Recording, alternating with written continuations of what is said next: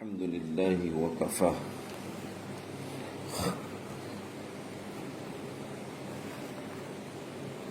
والصلاة والسلام على عباده الذين اصطفى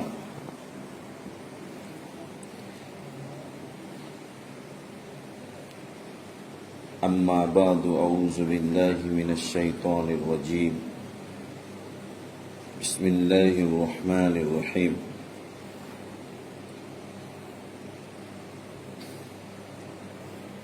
الحمد لله رب العالمين الرحمن الرحيم مالك يوم الدين إياك نعبد وإياك نستعين صدق الله العظيم الحمد لله Allah subhanahu wa ta'ala ရဲ့ကျေးဇူးတော်နဲ့ Allah subhanahu wa ta'ala ကကျွန်တော်တို့ကိုမွန်မြတ်လာတဲ့ဂျမာလေးနဲ့စုံစည်းခွင့်ကို Allah ချီးမြှင့်တယ်ထိုနည်းတူစွာပဲAllah ရှင်မြတ်ကကျွန်တော်တို့ဒီလိုနေရာမှာထားတယ်အဲ့ဒီနေရာမှာ Allah ရဲ့ ibadat ကိုလွယ်လွန်းတကူလုပ်လို့ရတဲ့ Allah ရဲ့ Baytullah တွေရှိတယ် Masajid တွေရှိတယ်ထိုနည်းတူစွာပဲကျွန်တော်တို့နေမကောင်းဘူးဆိုရင်လွယ်လွန်းတကူစေကံပြလို့ရတဲ့စေကံတွေရှိတယ်ဈေးတွေရှိတယ်ခရီးသွားလာဖို့လွယ်ကူတဲ့ကျွန်တော်တို့ကားတွေရှိတယ်လေယာဉ်တွေရှိတယ်ဒီလိုအရာတိုင်းလွယ်ကူမှုရှိတဲ့နေရာမျိုးမှာအလ္လာဟ်ရှင်မြတ်ကကျွန်တော်တို့ထားတယ်ဒါကတော့ Allah Subhanahu wa Ta'ala ရဲ့ကျေးဇူးတော်ပဲဖြစ်မြောင်များစွာသောဒီလိုနေရာတွေရှိတယ် Allah ရဲ့ Baytullah ဆိုတာကမမြင်ရဂျုမာတစ်ချိန်ဖတ်ဖို့မြေကြီးပေါ်မှာအခင်းခင်းပြီးတော့ကျွန်တော်တို့ဂျုမာနမတ်ကိုဖတ်ကြတယ်ပလီဆရာဆိုတာမရှိဘူးပလီဆရာဆိုတာကနည်းနည်းပပတီးမိခေါင်းမိစူရာလေးဘာလေးညာလေးဖတ်လို့ရတဲ့လူတယောက်ကိုပလီဆရာတင်တယ်တင်ပြီးတော့အိမ်မှာဂျုမာနမတ်ကိုကင်လုပ်ကြတယ်ဒီလိုနေရာတွေကျွန်တော်တို့ရဲ့ဘဝမှာဒါမမြင်ဘူးလားဒါပေမဲ့မြေပထုံဝီမှာမြေပြင်မှာဒီလိုနေရာတွေအများကြီးရှိ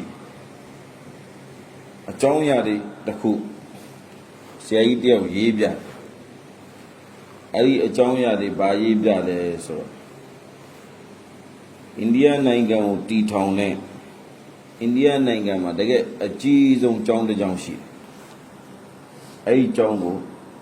Darul Uloom Deobandလို့ခေါ်အာရှမှာအကြီးဆုံးကျောင်းရှိဒီကျောင်းမှာဒီကျောင်းကြီးကိုစောက်ခဲ့တာဒီကျောင်းကြီးကိုတည်ထောင်ခဲ့တာ Hazrat Maulana Qasim Nanotwi Rahmatullah Alayhi ဆိုတဲ့ဒီဆရာကြီးကဒီကျောင်းကြီးကိုတည်ထောင်ခဲ့ဒီဆရာကြီးတွေဒီကျောင်းကြီးကိုတည်ထောင်ခဲ့တာကတမန်တော်မြတ်ကြီးSallallahu alayhi wa sallam နဲ့ရဲ့အိမ်မက်နဲ့တည်ထောင်ခဲ့အဲ့เจ้าကြီးမတည်ထောင်ခင်မှာဒီเจ้าကိုစောင်းမဲ့အုံမြင့်တည်မဲ့နေရာမှာတလဲပင်တစ်ခုရှိတယ်တမန်တော်ကအိမ်မက်ထဲမှာအဲ့တလဲပင်ရဲ့နေရာမှာဒီเจ้าကြီးတည်ထောင်ပါဆိုပြီးတော့အိမ်မက်ပေးခဲ့တယ်ထိုနည်းတူစွာပဲတမန်တော်မြတ်ကြီးဆလ္လာလဟ်အလိုင်းဝါဆလမ်ကဒီနေရာမှာရေတွင်းတူးဆိုပြီးတော့အိမ်မက်ပေးခဲ့တမန်တော်ရေတွင်းတူးဆိုပြီးအိမ်မက်ပေးခဲ့တဲ့နေရာမှာရေတွင်းတူးခဲ့တယ်ဒီနေရာမှာတာလင်လို့ဆိုပြီးတော့တလဲပင်အောက်ကိုတမန်တော်ညွှန်ပြခဲ့တယ်အဲ့တလဲပင်အောက်မှာ Hazrat Maulana Qasim Nanotwi ကတပည့်တယောက်နဲ့စပြီးတော့သာသနာပညာကိုသင်ပေးသင်ယူအလုပ်ကိုလုပ်ခဲ့တယ်ဒီကနေ့အာရှမှာဒီကျောင်းကအကြီးဆုံးကျောင်းဖြစ်တယ်အဲ့ဒီကျောင်းမှာနှစ်စဉ်နှစ်တိုင်း ကျောင်းသားတွေနိုင်ငံအသီးသီးကထောင်ပေါင်းများစွာတောင်းပေါင်းများစွာဆောင်းမှုပွဲလာဖြည့်တယ်လာဖြည့်ပြီးဆိုရင်အဲ့ဒီထောင်ကနန်းနဲ့တောင်းကနန်းတွေကနေပြီးတော့ကျောင်းသား100ကိုပဲရွေးတယ်100ပဲဆောင်းမှုဖြည့်ရဝင်ခွင့်ရကျန်တဲ့လူတွေအားလုံးပြုတ်ကြကြခဲ့ဆိုတော့အဲ့လိုကြောင့်အာရှမှာအကြီးဆုံးကျောင်းဒါရိုလုံဒီယိုဘန်လို့ခေါ်အဲ့ဒီကျောင်းရဲ့ကျောင်းဦးဆရာကြီးပထမအဆုံးတည်ထောင်ခဲ့တဲ့ပုဂ္ဂိုလ်ကတော့ Hazrat Maulana Qasim Nanatwi Rahmatullah Alayhi ကဒီကျောင်းကြီးကိုတည်ထောင်ခဲ့တယ်နောက်ပိုင်းတစ်ဆင့်နဲ့အုပ်ချုပ်ခဲ့တာဆရာကြီးတစ်ပါးရှိတယ် Hazrat Maulana Qari Tayyib Sahab Rahmatullah Alayhi ဒီကျောင်းကြီးကိုကျောင်းအုပ်အဖြစ်ဒီဆောက်လုပ်ခဲ့တယ်တည်ထောင်ခဲ့တယ် Hazrat Maulana Qasim Nanatwi ရဲ့သားတစ်ယောက်ရှိတယ်အဲ့ဒီသားနာမည်ကဘယ်လိုလဲဆိုရင် Hazrat Maulana Qari Tayyib Sahab ရဲ့သားတစ်ယောက်ရှိတယ်အဲ့ဒီသားနာမည်က Maulana Salim လို့ခေါ် Maulana Salim Sahab လို့ခေါ်အဲ့ဒီ Maulana Salim ကကြတော့ဒီဆရာကြီးရဲ့ဒါရိုလုံဒီယိုဘန်လိုပဲကျောင်းနောက်တစ်ကျောင်းဖတ်တည်ထောင်ဒါရိုလုံဝါကဖ်နောက်တစ်ကျောင်းဒီယိုဘန်ထဲမှာပဲကျောင်းနှစ်ကျောင်းတစ်ဖက်ကဒါရုံဒီယိုဘန်ကဒီမ်အဟောင်းကျောင်းတမန်တော်ရဲ့အိမ်မက်နဲ့တည်ထောင်ခဲ့တာ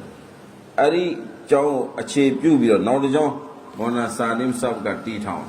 အဲ့ဒီကျောင်းနာမည်ကဒါရုံဒီယိုဘန်ပဲတော်ဒါရိုလုံဒီယိုဘန်ဝါကဖ်လို့ခေါ်ကျွန်တော်တို့အလ်ဟမ်ဒူလ illah အဲ့ဒီကျောင်းမှာကျွန်တော်တို့စာရီဖတ်ခဲ့ကျွန်တော်တို့ဒီကျောင်းရောက်ခဲ့အဲ့ဒီမော်နာဆာလင်ဆပ်ရဲ့သားတစ်ယောက်ရှိတယ်ဒီသားကလည်းမော်နာဆာလင်ဆပ်မရှိတော့တဲ့အချိန်မှာဒီသားကလည်းဘာလုပ်လဲဆိုတော့သူလည်းတော်တော်ပဲထူးချွန်တဲ့ဆရာတစ်ပါးဖြစ်တယ်ဘူခါရီကျောင်းတင်တဲ့ဆရာတစ်ယောက်ဖြစ်တယ်ဒါရုံလုံဝကဖ်ရဲ့နာဇီမီတာလီမတ်တဲ့ဖြစ်တယ်ဒီဆရာကတည်းကမော်နာဆာလင်ဆပ်ရဲ့သားဒီဆရာကြီးကတည်းကအမေရိကန်ကိုသွားအမေရိကန်နိုင်ငံ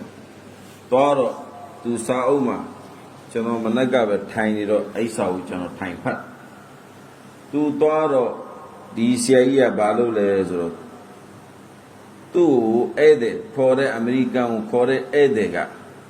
ဒီစရိတ်အကုန်ခံပြီးတော့ခေါ်တဲ့ပုဂ္ဂိုလ်ကသူ့ကိုတဏှာမှာထားပြီးတော့ဆရာကြီးတရားတွေဟောပြီးတယ်ဘယန်နေလုပ်တယ်ဒါပေမဲ့ဂျွမာအချိန်ရောက်လာပြီဆိုရင်ဂျွမာနမတ်ဖတ်ဖို့နေရာမရှိဂျွမာနမတ်နဲ့ပတ်သက်ပြီးတော့လည်းဘယ်သူမှအရေးတကြီးဘယ်သူမှဖီကီရ်ထားပြီးတော့ဖတ်မဲ့လူတွေလည်းမတွေ့သလိုဆရာကြီးကုရ်အာန်လည်းဂျွမာဗမာဖတ်လို့ဖတ်ရမှာမသိဘူးဆရာကြီးကဧည့်သည်လည်းဖြစ်နေတော့ကျွန်တော်ဂျွမာဖတ်ဖို့ပလီတွေပါတွေလိုက်ဖို့ပေးဆိုပြီးတော့ပြောဖို့ကလည်းဆရာကြီးကလည်းအားနာတော့ဆရာကြီးကဘာလုပ်လဲဆိုတပတ်ဆောဘရလုပ်ပြီးနေလိုက်တယ်နှစ်ပတ်လည်းဆောဘရလုပ်ပြီးနေလိုက်တယ်သုံးပတ်မြောက်ကြတော့ဆရာကြီးကဘလို့မှမခံစားနိုင်တော့ဆရာကြီးအနေနဲ့ကဘာပြောလဲဆိုတော့ကျွန်တော်ကိုဗျာတဲ့ဒီတပတ်ကတော့ဂျွန်မာကျွန်တော်လွင့်သုံးပတ်ဖြစ်သွားအဲ့တော့ခင်ဗျားတို့ကျွန်တော်ဒီကိုခေါ်လာတယ်ကျွန်တော်လည်းဂျွန်မာမဖတ်တာနှစ်ပတ်ဖြစ်နေကျွန်တော်ဇင်ဒဂီမှာလည်းဂျွန်မာတစ်ခါမှကျွန်တော်မလုပ်ဘူးအဲ့တော့ကျွန်တော်ဂျွန်မာအရန်ဖတ်ချင်တယ်ကျွန်တော်ကိုဂျွန်မာဖတ်ဖို့အတွက်ဂျွန်မာဖတ်လို့ရတဲ့နေရာကိုကျွန်တော်ခေါ်သွားပြီးပါဆိုတော့ဒီခေါ်လာတဲ့စရိတ်အကုန်ခံပြီးခေါ်လာတဲ့အိမ်ရှင်တွေကဘာလို့လဲဆိုဆရာကြီးကိုမနက်ထရနေဆရာကြီးရဲ့မှတ်ပုံနေဗီဇာတွေဘာတွေညာတွေယူပြီးတော့လေရုံးကိုခေါ်လေရင်ကနေပြီးတော့အင်္ဂလိပ်လိုပဲကျွန်တော်ကလည်းအင်္ဂလိပ်စာမတတ်တော့ခတ်ပြောဖို့ရတယ်ဒီနေရာဆိုတော့အဲ့ဒီနေရာတစ်ခုလေရင်နဲ့ခေါ်လေရင်နဲ့တော့ခေါ်ပါလေရင်နဲ့ခေါ်သွားပြီးတော့အဲ့ဂျွန်မာဖတ်လို့နေရာဂျွန်မာဖတ်လို့ရတဲ့နေရာတစ်ခုရောက်တော့ရောက်တော့ဆရာကြီးကတော့အယံပြောပါလားအလ်ဟမ်ဒူလ illah ဒီနေ့ငါဂျွန်မာဖတ်ဆိုတော့ဝူဇူရီပိုင်းလုပ်ပြီးတော့ဆရာကြီးကအသားအဒေါက်ဒရုံမှာထိုင်နေတော့ ဘာဖြစ်လဲဆိုတော့ဂျမာနမတ်ဖတ်ဖို့အတွက်ပရိစီယာရောက်ဂျမာနမတ်ဖတ်ဖို့အတွက်ပရိစီယာကရောက်လာတော့ဒီပရိစီယာကဘာလုပ်လဲဆိုတော့ဟိုကြည့်ဒီကြည့်နဲ့သူတခါတည်းတန်းပြီးတော့နမတ်တေနဲ့မုဆလာပေါ်မှာသူရက်လိုက်ခွတ်ဘာလည်းမဖတ်ဘယန်ကတော့ဝေးသည်ခွတ်ဘာလည်းမဖတ်ဘူးခွတ်ဘာလည်းမဖတ်ဘဲနဲ့ဂျမာနမတ်တေမဲ့မုဆလာပေါ်မှာသူရက်ပြီးတော့သူဘာလို့လဲဆိုတော့အလ္လာဟူအက်ဘာဆိုပြီးတော့နီယတ်ချီတယ်အကာမတ်လည်းမရှိနီယတ်ချီပြီးတော့သူပထမဦးဆုံးဆူရာဖာတီယာကိုသူဖတ်ဆူရာဖာတီယာဖတ်ပြီးတော့ဝလဒ်ဒေါလီန်ပြီးလည်းပြီးရောဒီဂျမာတင်နဲ့ဆရာစိတ်ဓာတ်တွေသွားတယ်လူကူတွေသွားတယ်ဆူရာလည်းမတွေ့ဘူးဆူရာတစ်ခုလည်းမတွေ့ဘူးစိတ်ဓာတ်တွေလည်းသွားတယ်လူကူတွေသွားတယ်သွားတက်ပြီးတော့သူဘာလို့လဲဆိုတော့နောက်တရကောက်ထဂျမာနမတ်ဖတ်ဖို့နောက်တရကောက်ထဒုတိယရကတ်ကိုသူကထပြီးတော့ဘာလို့လဲဆိုတော့ထပ်ပြီးတော့ဆူရာဖာတီယာကိုဖတ်တယ်ပြန်ကြော့ပြီးတော့အလ်ဟမ်ဒူလ illah ရဘ်ဘီလ်အာလမီန် ရဟ်မာနီရ်ရဟီမ် မာလီကီယောမစ်ဒီန်ဆရာကြီးပြောပြတယ်သူဖတ်ရင်လေတဲ့မာလီကီယောမစ်ဒီန်ကိုသူဖတ်တဲ့အချိန်မာလီကီယောမစ်ဒီန်ဝလဒ်ဒေါလီန်ဆိုပြီးဖတ်ချတယ်ဆိုမာလီကီယောမစ်ဒီန်နဲ့ဝလဒ်ဒေါလီန်အလဲမှာအများကြီးစာတွေကြံ့ခဲ့တယ်မာလီကီယောမစ်ဒီန်إياك نعبد وإياك نستعين اهدنا الصراط المستقيم صراط الذين أنعمت عليهم غير المغضوب عليهم أيديو چانگل مالك يوم الدين ولا الضالين سويرتو فبيرو ركوع دي تواره سجدہ دي تواره توابيو تو سلام کو لے رے سیاجی کا مینا ادرو شےဂျမာလာဖတ်တဲ့ဆရာကြီးကမျက်နှာနီးရဲပြီးတော့တော်တော်ပဲဒေါသထွက်ပြီးတော့အဲ့နေရာတွေမတ်တရက်ပြီးတော့ဆရာကြီးပြောတယ်ဒီဂျမာလုံးဝမပိုင်။အော်ပြီးပြောအားလုံးရှင်းဒီဂျမာလုံးဝမပိုင်ခင်ဗျားတို့ဂျမာခွတ်ဘာလည်းမရှိဘူးဂျမာနမတ်ကိုတင်တဲ့နေရာမှာလဲဆူရာဖာတီယာပဲဖတ်တယ်ဆူရာဖာတီယာဖတ်ပြီးတော့ဒီဆူရာဖာတီယာကိုAlhamdulillah Rabbil Alamin Ar-Rahmanir Rahim Maliki Yawmiddin wala dwali so ifat Alemana amayai isari chenge Suro khamyaru jama da lonwa ma ba So tha oro padi siya to le kok ne siya yi naw la de da bi lo siya yi lat ko kain bi lo siya yi ko pyo de siya yi jama phat dat la siya yi ko bi siya yi jama phat dat la me siya yi jama phat dat Darun Deoband nga siyari Darun Deoband India nainga ma Darun Deoband sura niyama khutba alufat namaz tina khutba chi phan yi de ကျွန်တော်တို့ဒီမှာငပြင်းနေမကြောက်ဘူးကျွန်တော်တို့လာပြီးဟိုကြည့်ဒီကြည့်ပဲလို့ဖတ်တမျိုးတော့ပဲထိုင်ဖတ်နေပတ်ပြီးတော့ဘုံမအဲ့လိုအလွတ်ဖတ်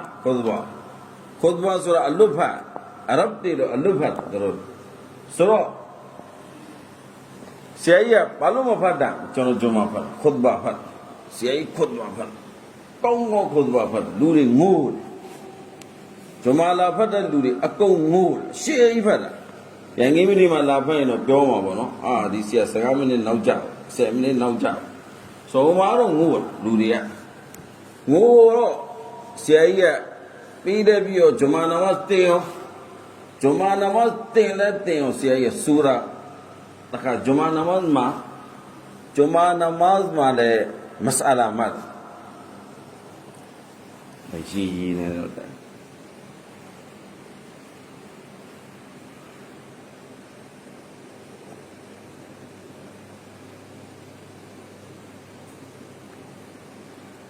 Jummah namaz ma le mas'ala to hushid.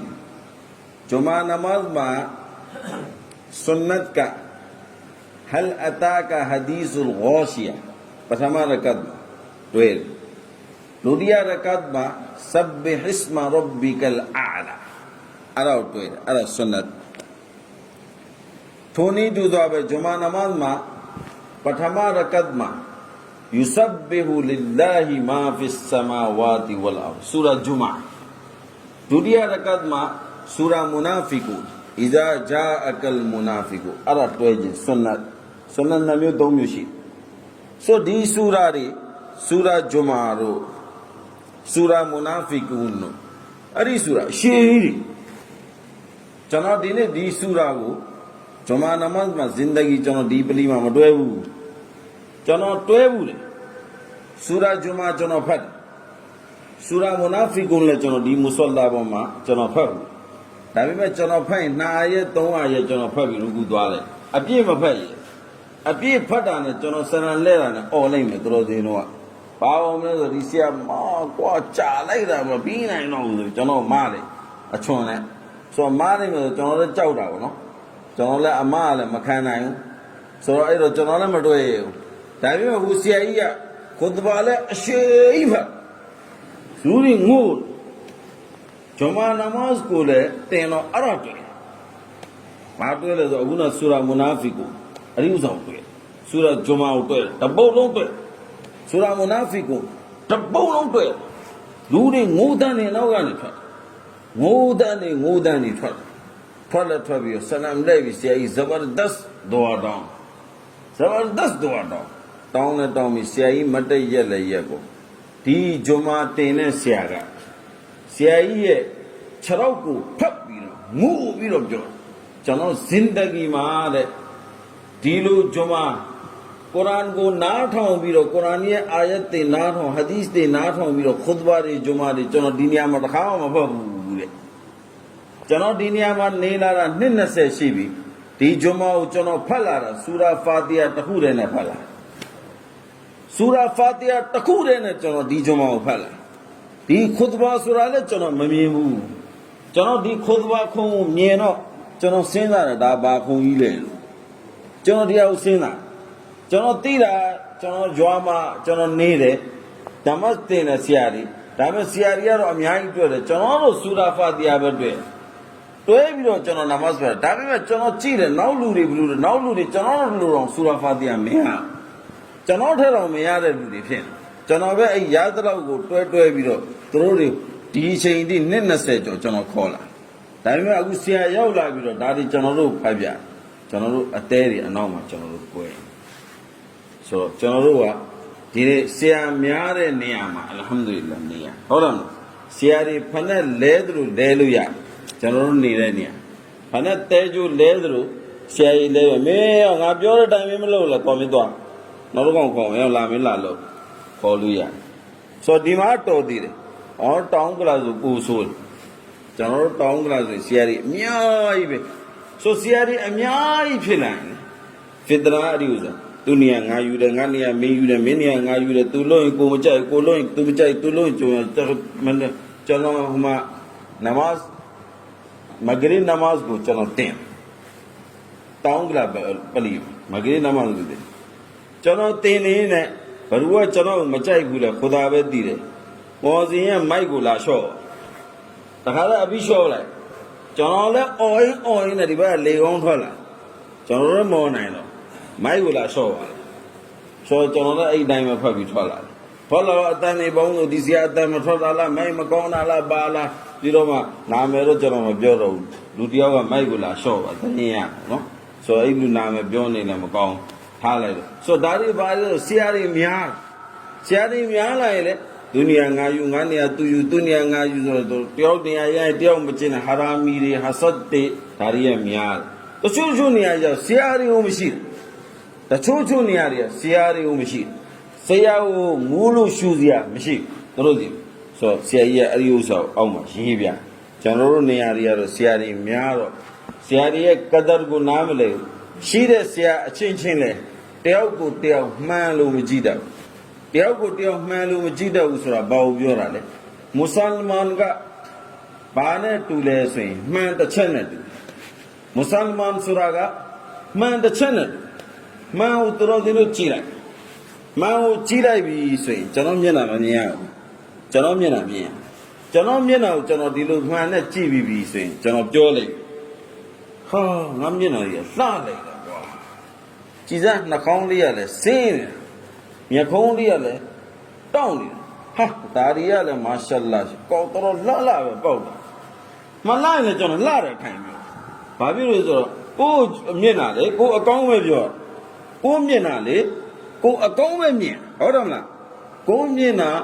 ကိုမကောင်းမမြင်အကောင်းပဲမြင်တာဟိုငမဲတယောက်ရှင်ကမှန်သွားပြီကြီးသူလည်းပြောဟာမာရှာလာအသားတော်ကတော်ဖြူလာပြီသူပြောလေဆိုကိုမျက်နှာကိုအကောင်းပဲပြောအဲ့တော့မွတ်စလမန်ကအဲ့မှန်တစ်ချက်နဲ့ခင်ဗျကိုအကောင်းမြင်တယ်ရေကျွန်တော်တို့သူများကိုလည်းအကောင်းမြင်တယ်ကိုအကောင်းမြင်တယ်ကျွန်တော်တို့သူများကိုလည်းအကောင်းမြင်တယ်ကိုကဒီမှန်ကိုကြည့်ကိုဘယ်လိုလှလဲထင်တယ်အရှိရလူလည်းမာရှာလာသူလည်းကောင်းပါလေသူလည်းငါ့လိုအခလာကောင်းပါပါသူလည်းငါ့လိုချစ်တတ်မှာပါသူလည်းငါ့လိုအမုန်းတရားတွေရှိတတ်တဲ့စိတ်သူစီမှာရှိမှာမဟုတ်ပါဘူးကိုအကောင်းပဲမြင်တာဒါကြောင့်မှန်ကြည့်ဘာတော်ဆိုရတော်တယ်ပြောကြည့်ရင်မသိဘူးဒါကြောင့်ပြောရင်မတ်တပ်နော်ခလေးကိုစာတင်ခဏပြောတယ်ကျွန်တော်လေးကျောင်းမှာလည်းမတ်တပ်ရှိတယ်ဒီမှာလည်းမတ်တပ်မှာစာတင်ဆိုတော့အခြားအကြောင်းမဟုတ်မှန်ကြည့်တော်တစ်ခုရှိတယ်အလ္လာဟุမ္မာအန်တာဟဆန်တာခလ်ကီဖာအဟ်ဆင်ခူလူကီဘာတော်ဘာအလ္လာဟุမ္မာအန်တာဟဆန်တာခလ်ကီဖာအဟ်ဆင်ခူလူကီအဲ့ဒါမှန်ကြည့်ပါအဲ့ဒါအတိတ်ပဲလေးလာကြည့်တမန်တော်သင်ပေးခဲ့ဘလောက်လှလဲသူပါလဲဆိုတော်စင်တို့မှန်းကိုကြည့်လိုက်တော့ကိုမျက်နှာကိုကြည့်မှလောက်ကိုမျက်နှာကိုကြည့်မှလောက်တိတ်လှတာဗောအမလီမလှပဲနဲ့ပဲရှိအခုဆိုရင်မှန်းမကြည့်တော့ဘူးဖုန်းနဲ့ဒီလိုကြည့်တာကိုမျက်နှာဟုတ်လားဖုန်းနဲ့ကြည့်ပြင်ပါလေဘာတစ်ခုရှိရပါလေလှအောင်လုပ်လိုက်တာအဖတ်ထည့်လိုက်အဖတ်အဲ့အဖတ်ထည့်လိုက်ပြီဆိုရင်အဖိုးကြီးလည်းလူပြိုကြီးဖြစ်ဟုတ်လားအဖိုးကြီးလည်းလူပြိုကြီးဖြစ်သွားလူပြိုကြီးဖြစ်တော့သူကတော့အဖတ်ထည့်ပြီးတင်လိုက်တာပေါ့အတော်တွေဘာတွေညာတွေမှာဆိုတော့အရှိရလူကကြည့်လိုက်ရင်ကောင်မလေးတွေကကြည့်လိုက်ဟာဒီလူတော်ချောတာလူပြိုကြီးချင်းဟောအပြင်ရောက်မှကြည့်လိုက်တော့မုံစိတ်တွေလည်းဖြူနေတယ်မျက်ဖုံးဝေးတွေလည်းဖြူနေတယ်အားလုံးဖြူနေတယ်အပြင်ရောက်မှတွေ့ရဆိုတော့အလ္လာဟ်ကတမန်တော်တင်ပေးတာမင်းအခုကြည့်တော့မင်းကိုမင်းအရင်လှနေတာမင်းတွေ့ရင်မင်းဒီသွားဖအလ္လာဟุမ္မာအန်တာဟဆန်တာခလ်ကီယာအလ္လာဟ်အလ္လာဟ်ကျွန်တော်ဘယ်လိုလှအောင်လုပ်ပေးတာအလ္လာဟ်ကျွန်တော်ဘယ်လိုလှအောင်လုပ်ပေးတာဘောခုဘ်ဆူရတီအလ္လာဟ်ကျွန်တော်တတ်တော်ပဲကြည့်ဖွယ်ရှုဖွယ်ကောင်းအလ္လာဟ်ကျွန်တော်လုပ်ပေးတာအနောက်မှာတမန်တော်ထပ်တင်ပေးတယ်ဖာအဟ်ဆင်ခူလူကီယာအလ္လာဟ်ကျွန်တော်ရဲ့မျက်နှာကိုအလ္လာဟ်အလိုလှအောင်လုပ်ပေးထားသလိုဖာအဟ်ဆင်ခူလူကီကျွန်တော်ရဲ့အခလာတ်နှလုံးသားကိုလည်းအလ္လာဟ်လှအောင်လုပ်ပေးပါကျွန်တော်ရဲ့နှလုံးသားကိုလည်းအလ္လာဟ်လှအောင်လုပ်ပေးပါမျက်နှာကြီးတော့လှပြီးတော့စိတ်ကြီးကပုတ်နေဘာမှအသုံးမဝင်မျက်နှာကြီးကတော့လှပြီးတော့စိတ်ကြီးကဟာရာမီစိတ်တွေများနေဘာမှအသုံးမဝင်မျက်နှာကြီးကတော့လှပြီးတော့စိတ်ကြီးကတော့လူတကာရဲ့အပြစ်ကိုလိုက်ရှာပြီးတော့ငါပဲကောင်းတယ်ကျန်တဲ့လူတွေမကောင်းဘူးငါပဲတော်တယ်ကျန်တဲ့လူတွေမတော်ဘူးငါရှိမှပဲဖြစ်မှကျန်တဲ့လူတွေရှိခြင်းမရှိခြင်းကဘာမှအရေးမကြီးဘူးဆိုတော့ဒီစိတ်တွေငါဝင်နေလို့ကတော့ခမည်းမျက်နှာကြီးဘလောက်လှခမည်းပုံကြီးကဘလောက်လှလူတွေရှေ့မှာချင်ပတ်ပဲဘယ်လူမှဘိုက်ကိုလက်ခံမှာမဟုတ်အဲ့ဒီအချိန်ကျရင်ဘာဖြစ်လာမလဲကိုယ့်ရဲ့နှလုံးသားမှာတော့ကိုရာဂျာလို့ထင်လာငါကတော့ကိုယ်နှလုံးသားမှာပဲကိုကတော့ဘယင်လို့ထင်လာဒါပေမဲ့လူတွေရဲ့အရှိမတော့သူကဘာမှတန်ဖို့ရှိတော့မှာမဟုတ်အဲ့တော့တမန်တော်ဟာဒီစ်မှာသင်ပေးတယ်အလ္လာဟุမ္မာအန်တာဟဆန်တာခလ်ကီယာအလ္လာကျွန်တော်ကိုအလ္လာဖန်ဆင်းထားတဲ့ပုံစံကဘလို့လာလဲဖာအဟ်ဆင်ခူလူကီကျွန်တော်ရဲ့နှလုံးသားကိုအလ္လာဟ်အလိုလှအောင်လုပ်ပေးပါ ကျွန်တော်ရဲ့အခလာတ်ကိုအလ္လာဟ်အဲ့လိုလောက်အောင်လုပ်ပေးပါဒီဟာဒီသ်ပေါ်မှာဆာဘာတယောက်တမန်တော်မြတ်ကြီးဆလ္လာလာဟူအလိုင်ဟီဝါဆလမ်ကိုမေးတယ်ယာရဆူလလာအခလာတ်ဘာလဲအခလာတ်ဆိုတာဘာလဲအခလာတ်လာခြင်းဇာအိတလာခြင်းနှလုံးသားလာခြင်းဆိုတာဘာလဲတမန်တော်မေးတော့တမန်တော်မြတ်ကြီးဆလ္လာလာဟူအလိုင်ဟီဝါဆလမ်ဒီဆာဘာကိုဖြေတယ်နှလုံးသားလှခြင်းဆိုတာကဆွလ်မန်ကတောအမင်းတို့ဘ누구ကအဆက်ဖြတ်တယ်မင်းတို့ဘ누구ကမုန်းပြီးတော့အဆက်ဖြတ်ချတယ်မဆက်တော့ဘူးမပတ်တတ်တော့ဘူးမဆိုင်တော့ဘူးဆိုပြီးတော့အဆက်ဘ누구ဖြတ်ချတယ်ဆွလ်မင်းတို့သွားပြီးတော့ပြန်တောင်းမှန်ပြီးပြန်ဆက်ပြန်ပြီးတော့တောင်းမှန်ပြီးတော့သူနဲ့ပြန် join လို့သူနဲ့မင်းအဖြတ်ဟိုပြတ်သွားအောင်မလုပ်လိုက်နဲ့သူနဲ့မင်းနဲ့ပြတ်တောက်သွားအောင်မင်းမနေလိုက်နဲ့သူမင်းကိုဖြတ်တယ်ဆိုရင်မင်းတို့ပြန်ပြီးတော့ဆက်ဆွလ်မန်ကတောနောက်တစ်ခုတမန်တော်တင်ပြတယ်ဝါဖူအမန်ဇောလာမမင်းကိုဘယ်လိုဇွလုံလုပ်မင်းကိုဘယ်လိုဇွလုံလုပ်လဲလက်နဲ့ပဲဇွလုံလုပ်သည်ဖြစ်စေဗဇက်နဲ့ပဲဇွလုံလုပ်သည်ဖြစ်စေဘယ်လိုမင်းကိုဇွလုံလုပ်လဲဇွလုံလုပ်တယ်လို့ဝါဖူအမန်မင်းတို့မာဖလုပ်ပြီလားမင်းတို့ခွင့်လွတ်ပြီလားနှလုံးသားထဲမှာဘာမှသူနဲ့ပတ်သက်ပြီးတော့အစွန်းအထင်းတွေမထားနဲ့အကောက်အကွေးတွေမထားနဲ့သူနဲ့ပတ်သက်ပြီးမင်းအဖြူတယ်ပဲထားပြီးတော့သူ့မောက်လုပ်ပြီးလိုက်ဝါဖူအမန်ဇလာမဝါအာဆာမန်အဟ်ဆနာအီလိုက်မင်းတို့ဘယ်သူမကောင်းပြောလဲနောက်ွယ်မှာအရှိတွေကျင်းတော့အခုကျွန်တော်တို့ကမူနာဖစ်များပါတယ်ကျွန်တော်တို့တန်တမန်တော်ပြောတယ်မူနာဖစ်ဆိုတာဇာဝဂျဟိုင်းမျက်နှာတစ်ဖက်နဲ့အလုံးလုံးတာမျက်နှာနှစ်ဖက်နဲ့တစ်ဖက်မှာကျွန်တော်ရှေ့ရောက်လာကျွန်တော်လူပုံစံဟိုဘက်ရှေ့ရောက်သွားပြီဆိုရင်ဟိုဘက်လူပုံစံကျွန်တော်ရှေ့ရောက်လာပြီဆိုရင်ကျွန်တော်ပုံစံဟိုဘက်လူရှေ့ရောက်ရင်ဟိုဘက်မော်လီဖီရိုရှေ့မော်လီဖီရိုကဟာဆရာတော်ကောင်းနော်ဆရာကျွန်တော်တော်ကြိုက်တယ်နော်ဟာဆရာတော်နောက်တစ်ယောက်ရှေ့အဲ့ဆရာတဲ့နာလိုက်ကံပါတော်ဗဇက်ဆိုးတယ်ကဟာရမီမင်းဘာဘောတပတ်တစ်ခါလာပြီးတော့မတာဘာတွေလျှောက်ပြောနေအဲ့လိုပြောမူနာဖစ်ဇာဝဂျဟိုင်မျက်နှာနှစ်ဖက်နဲ့ဆက်ဆံအဲ့ဟာဒီစ်မှာတမန်တော်ပြောတယ်ဘယ်သူမှမျက်နှာနှစ်ဖက်နဲ့မဆက်ဆံတစ်ဖက်နဲ့ပဲဆက်ဆံမျက်နှာတစ်ဖက်နဲ့ပဲဆက်ဆံတာအဲ့ဒါမူနာဖစ်မဟုတ်နှစ်ဖက်နဲ့ပဲချိန်ဆက်ဆံလာပြီးတယ်ကိုတိုက်အဲ့ဒါမျက်မူနာဖစ်ပဲအဲ့ဒီမူနာဖစ်ကမူနာဖစ်ကတ်စကားဘလောက်ပဲပြောမင်းရဲ့မကောင်းကြောင်းတွေဘလောက်ပဲပြောဝါအာဆာမန်အဟ်ဆနာအီလိုက်ဒီသူ့အကောင်းကြီးပြောကောင်းတဲ့ပုံစံနဲ့ပဲဆက်ဆံသူမင်းရဲ့မကောင်းကြောင်းတွေကိုပြောနေတာမင်းတိနေလေကြားနေလေမင်းရှိသူလိုက်အဲ့ဒါပဲမေးထားတယ်ငါရှိမှငေါ့ဒဲလာပြောတာမဟုတ်ထားလိုက်ကွာမင်းတို့ကောင်းမှုပဲဆက်ဆံပေးလိုက်အဲ့ဒါအခလာအဲ့ဒီဥစ္စာအခလာလို့အလုံးရှင်မြတ်တော်တင်တို့ကျွန်တော်တို့အားလုံးကိုလိုက်နာကျင့်သုံးနိုင်တဲ့တောဖီချီးမြှင့်ပေးသနာတော်မူပါစေဒီနေ့ကျွန်တော်မာဖီလက်တောင်းစရာရှိတယ်ကျွန်တော်နည်းနည်းနောက်ကြပါအားလုံးပဲမာဖလုပ်ပါကျွန်တော်လည်းကားလာတာနဲ့စောက်ပါကားလာနဲ့စောက်ရတယ်မမကျွန်တော်မခွဲခင်အမြဲတမ်းရောက်အဲ့ဒီအမေနည်းနည်းကျွန်တော်နောက်ကြပါတယ်အလ္လာဟ်ကျွန်တော်လည်းမာဖလုပ်ပေးပါတော်စင်တို့အားလုံးကိုလည်းအလ္လာဟ်နဘောဝနထာနာအောင်မြင်မှုတွေချီးမြှင့်ပေးသနာတော်မူပါစေကျမ်းမာရေးတွေမှာဘရကတ်ပေးပါစေစီးပွားရေးတွေမှာအလ္လာဟ်ဘရကတ်ပေးပါစေစိတ်ချမ်းသာမှုတွေနဲ့အလ္လာဟ်ရှင်မြတ်ဒုနီယာကိုအာခိရတ်မှာထားတော်မူပါစေဝါခိရ်ဒါဝါနာအလ်ဟမ်ဒူလ illah ရဘ်ဘီလ်အာလမီ